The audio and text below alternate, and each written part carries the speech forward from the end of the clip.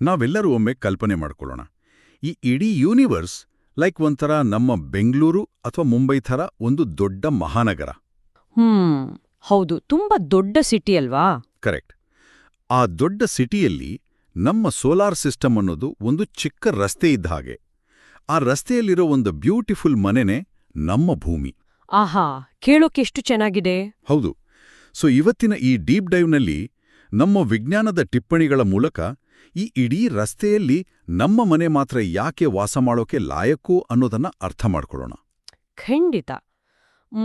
ನಮ್ಮ solar system ಅನ್ನೋ ರಸ್ತೆಯಲ್ಲಿ ಒಟ್ಟು 8 ಗ್ರಹಗಳು ಅಂದ್ರೆ 8 ಮನೆಗಳಿವೆ. ಓಕೆ. ಸೂರ್ಯನ ಅಗಾಧವಾದ ಗ್ರಾವಿಟಿಯಿಂದಾಗಿ ಅಂದ್ರೆ ಆ ಗುರುತ್ವಾಕರ್ಷಣ ಶಕ್ತಿಯಿಂದಾಗಿ ಈ 8 ಗ್ರಹಗಳು ಒಂದು ರೌಂಡ್ ಪಥದಲ್ಲಿ ಸೂರ್ಯನನ್ನ ಸುತ್ತುತ್ತಾ ಇವೆ. ಅಂದ್ರೆ ಆ ಮರ್ಕ್ಯುರಿಯಿಂದ ಶುರುವಾಗಿ ನೆಪ್ಚೂನ್ವರ್ಗೆ. ಎಕ್ಸಾಕ್ಟ್ ಆಗಿ. ಆದ್ರೆ ನನಗೊಂದು ಡೌಟ್ ಇದೆ, ನಮ್ಮ ರಸ್ತೆಯಲ್ಲಿರೋ ಎಲ್ಲಾ ಮನೆಗಳು ಒಂದೇ ಥರ ಇರುತ್ತಾ? ಇಲ್ಲ ಅಲ್ವಾ? ವಿಜ್ಞಾನಿಗಳು ಈ ಗ್ರಹಗಳನ್ನ ಅವುಗಳ ರಚನೆ ಆಧಾರದ ಮೇಲೆ 2 ಮುಖ್ಯ ಗುಂಪುಗಳಾಗಿ ವಿಂಗಡಿಸಿದ್ದಾರೆ. ಓಹೋ, 2 ಗುಂಪುಗಳಾ? ಹೌದು.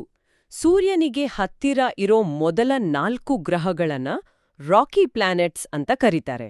ಅಂದ್ರೆ ಭೂಮಿ ತರಾನೇ ಗಟ್ಟಿಯಾದ ನೆಲ ಇರುತ್ತೆ ಅಂತಾನಾ? ಕರೆಕ್ಟ್. ಅಲ್ಲಿ ಕಲ್ಲು ಮಣ್ಣು ಎಲ್ಲ ಇರುತ್ತೆ. ಆದ್ರೆ ಕೊನೆಯ 4 ಬೃಹತ್ ಗ್ರಹಗಳನ್ನ ಗ್ಯಾಸ್ ಜಯಂಟ್ಸ್ ಅಂತ ಕರೀತಾರೆ. ಅದರಲ್ಲಿ ಜುಪಿಟರ್ ಮತ್ತೆ ಸ್ಯಾಟರ್ನ್ ಕೂಡ ಸೇರಿದೆ. ಒಂದು ನಿಮಿಷ, ಗ್ಯಾಸ್ ಜಾಯಂಟ್ಸ್ ಅಂದ್ರೆ ಅಲ್ಲಿ ಗಟ್ಟಿಯಾದ ನೆಲ ಇಲ್ವಾ? ಇಲ್ಲವೇ ಇಲ್ಲ. ಅವು ಬರೀ ಹೈಡ್ರೋಜನ್ ಮತ್ತೆ ಹೀಲಿಯಂನಂತಹ ಗ್ಯಾಸ್ಗಳ ದೊಡ್ಡ ಉಂಡೆಗಳಷ್ಟೇ.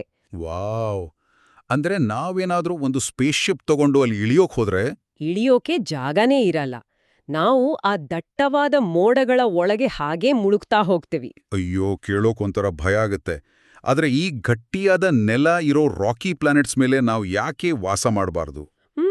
ಅದಕ್ಕೆ ಬೇರೆನೇ ಕಾರಣ ಇದೆ. ಇವಾಗ ವೀನಸ್ ಅಥವಾ ಶುಕ್ರ ಗ್ರಹ ತಗೊಳ್ಳಿ. ಅದನ್ನ ಭೂಮಿಯ ಅವಳಿ ಗ್ರಹ ಅಂತಾನೂ ಕರೀತಾರಲ್ವಾ? ಹೌದು.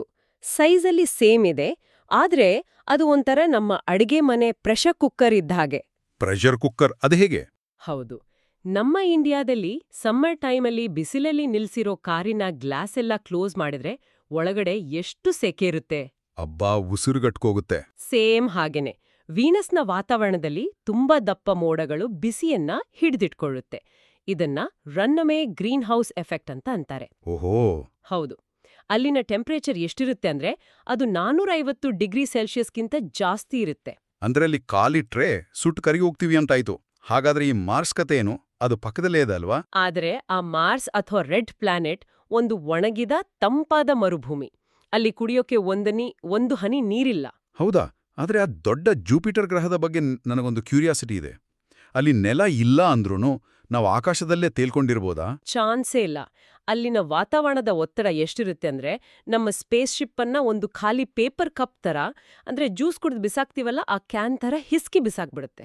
ಮೈ ಗಾಡ್! ಅಂದ್ರೆ ಅಲ್ಲಿ ಕೂಡ ಹೋಗೋ ಹಾಗಿಲ್ಲ. ಇನ್ನು ಆ ಕೊನೆಯಲ್ಲಿರೋ ಯುರೇನಸ್ ಮತ್ತೆ ನೆಪ್ಟ್ಯೂನ್ ಬಗ್ಗೆ ಏನ್ ಹೇಳ್ತೀರಾ? ಅವನ್ನ ಐಸ್ ಜಾಯಂಟ್ಸ್ ಅಂತಾರೆ. ಅವು ಸೂರ್ಯನಿಂದ ತುಂಬಾ ದೂರ ಇರೋದ್ರಿಂದ ಸದಾ ಕತ್ತಲೆ ಮತ್ತೆ ಸಿಕ್ಕಾಪಟ್ಟೆ ಚಳಿಯಿಂದ ಕೂಡಿರುತ್ತೆ. ಅಲ್ಲಿಗೆ ಉಳಿದ ಗ್ರಹಗಳು ಅತಿ ಬಿಸಿ, ಅತಿ ಚಳಿ ಅಥವಾ ಬರೀ ಗ್ಯಾಸಿಂದ ಆಗಿದೆ ಅಂತ ಕನ್ಫರ್ಮ್ ಆಯ್ತು. ಆದ್ರೆ ಭೂಮಿ ಮಾತ್ರ ಹೇಗೆ ವಾಸ ಮಾಡೋಕೆ ಪರ್ಫೆಕ್ಟ್ ಆಯ್ತು? ಇಲ್ಲಿ ಸೈಜ್ ಮತ್ತೆ ಜಾಗ ತುಂಬಾ ಮುಖ್ಯ ಆಗತ್ತೆ.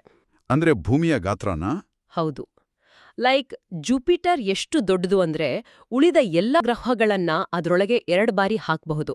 ವಾವ್, ಅಷ್ಟು ದೊಡ್ಡದಾ? ಹೌದು. ಆದ್ರೆ ಭೂಮಿಯ ಸೈಜ್ ಮೀಡಿಯಂ ಆಗಿದೆ. ಇದು ವಾತಾವರಣದ ಗಾಳಿಯನ್ನ ಹಿಡಿದಿಟ್ಕೊಳ್ಳೋಕೆ ಪರ್ಫೆಕ್ಟ್ ಆಗಿದೆ. ಕರೆಕ್ಟ್. ಜೊತೆಗೆ ಭೂಮಿ ಸೂರ್ಯನಿಂದ ಸರಿಯಾದ ದೂರದಲ್ಲಿದೆ ಅಲ್ವಾ? ಎಕ್ಸಾಕ್ಟ್ ಆಗಿ. ಇದನ್ನ ಗೋಲ್ಡಿಲಾಕ್ಸ್ ಝೋನ್ ಅಂತ ಕರೀತಾರೆ. ಗೋಲ್ಡಿಲಾಕ್ಸ್ ಝೋನ್ ಅಂದ್ರೆ ಏನು? ಅಂದ್ರೆ ಅತಿಯಾದ ಬಿಸಿಯೂ ಇಲ್ಲ, ಅತಿಯಾದ ಚಳಿಯೂ ಇಲ್ಲ. ಜೀವಿಗಳು ಬದುಕೋಕೆ, ನೀರು ದ್ರವರೂಪದಲ್ಲಿರೋಕೆ ಎಕ್ಸಾಕ್ಟ್ ಆಗಿ ಸರಿ ಇರೋ ಜಾಗ ಇದು. ಸೂಪರ್! ಸೊ ನಮ್ಮ ಸೋಲಾರ್ ಸಿಸ್ಟಮ್ನಲ್ಲಿರೋ ಉಳಿದ ಗ್ರಹಗಳಿಗಿಂತ ನಮ್ಮ ಭೂಮಿ ಗಾತ್ರದಲ್ಲಿ ಮತ್ತು ವಾತಾವರಣದಲ್ಲಿ ಎಷ್ಟು ಸ್ಪೆಷಲ್ ಅಂತ ಇವತ್ತು ನಮ್ಗೆಲ್ಲರಿಗೂ ಅರ್ಥ ಆಯ್ತು. ಹೌದು. ನಮ್ಮ ಭೂಮಿ ಮಾತ್ರ ಜೀವಿಗಳು ಬದುಕೋಕೆ ಬೇಕಾದ ಸರಿಯಾದ ಜಾಗದಲ್ಲಿದೆ. ಖಂಡಿತ. ಹಾಗಾದ್ರೆ ಕೊನೆಯದಾಗಿ ಒಂದು ಇಂಟ್ರೆಸ್ಟಿಂಗ್ ವಿಷಯದ ಬಗ್ಗೆ ಯೋಚನೆ ಮಾಡೋಣ. ಈ ದೊಡ್ಡ ಬ್ರಹ್ಮಾಂಡದ ಬೇರೆ ಯಾವುದಾದ್ರೂ ನಕ್ಷತ್ರದ ಬಳಿ ಅದರದ್ದೇ ಆದ ಗೋಲ್ಡಿಲಾಕ್ಸ್ ಝೋನ್ನಲ್ಲಿ ಮತ್ತೊಂದು ಭೂಮಿ ಇರಬಹುದಾ? ಆಹಾ, ಒಳ್ಳೆ ಪ್ರಶ್ನೆ. ಹೌದು, ಅಲ್ಲಿಯೂ ನಮ್ಮ ತರಾನೇ ಜೀವಿಗಳಿರ್ಬೋದಾ? ಇದರ ಬಗ್ಗೆ ನಾವೆಲ್ಲರೂ ಇನ್ನಷ್ಟು ಯೋಚನೆ ಮಾಡೋಣ. ಮುಂದಿನ ಡೀಪ್ ಡೈವ್ನಲ್ಲಿ ಸಿಗೋಣ.